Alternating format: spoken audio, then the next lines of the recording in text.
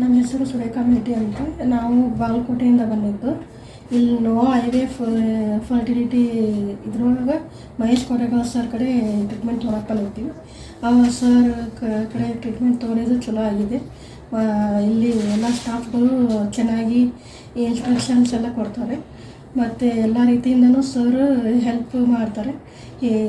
First ನಾವು ಬಾಗಲಕೋಟೆ ಒಳಗೆ ಮಾಡಿಸ್ಕೊಂಡಿದ್ವಿ IVF treatment.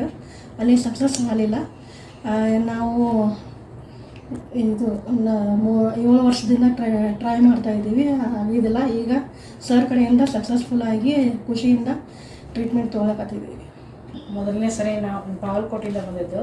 ನಮ್ಮ ಮಗಳಿಗೆ ಟ್ರೀಟ್ಮೆಂಟ್ಗೆ ಒಬ್ಬರು ಹೀಗೆ ದಾರಿಗೆ ಹೇಳಿದರು ಬಸ್ಸಲ್ಲಿ.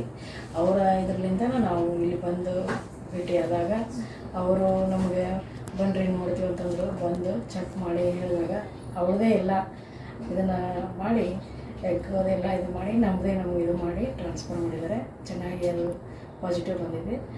ಅದರಿಂದ ನಮ್ಗೆ ಸಂತೋಷ.